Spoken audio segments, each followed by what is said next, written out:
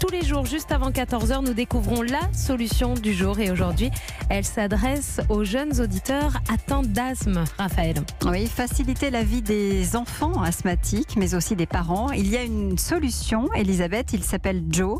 Joe, c'est un robot qui accompagne les jeunes malades au quotidien. Tout à fait, Joe, c'est un robot ami. Sa présence est précieuse puisqu'elle aide les enfants asthmatiques. Il faut dire qu'il y a 10% d'enfants qui souffrent d'asthme en France. Et ce robot donc les aide à mieux prendre leur traitement afin qu'ils deviennent de plus en plus autonomes, de plus en plus indépendants, parce que c'est souvent un traitement qui doit être suivi à la lettre.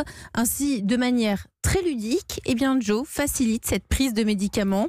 Joe récompense les enfants par le jeu au moment où ils prennent leurs médicaments. Et évidemment, tout cela allège la vie des parents. Bonjour Alexandra de la Fontaine. Bonjour. Merci d'être avec nous. Vous êtes la PDG de l'entreprise Ludocare qui a créé Joe. Tout à fait. À mi-chemin entre donc le jeu et l'outil thérapeutique. Comment est né Joe ?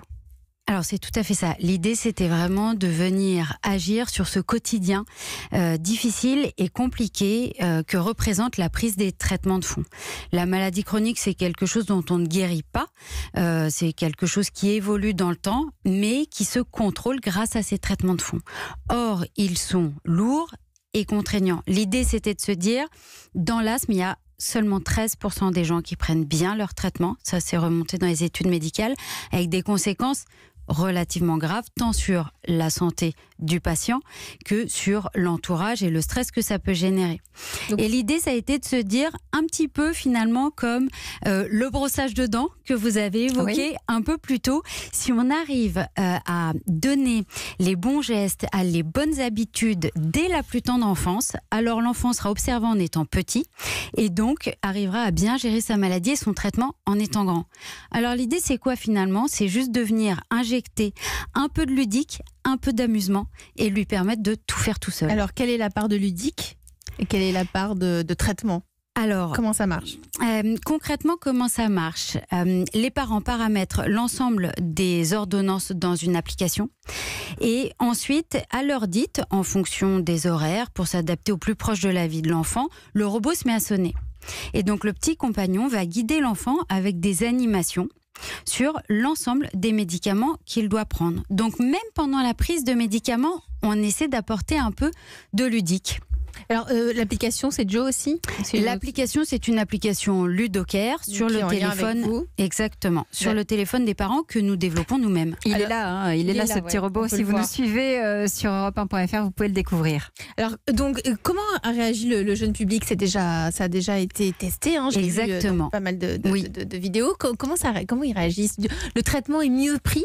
Alors, mieux accepté ? Oui, tout à fait. Nous avons réalisé des tests pendant 4 semaines auprès de 15 familles qui nous ont fait des retours. Et en effet, ce qui nous est remonté, c'est tout d'abord que c'est moins contraignant, c'est-à-dire que les parents se sentent soulagés parce que le robot n'oublie jamais. Une fois que vous avez paramétré à 7h32, ça sonne tous les jours à 7h32 si vous le souhaitez.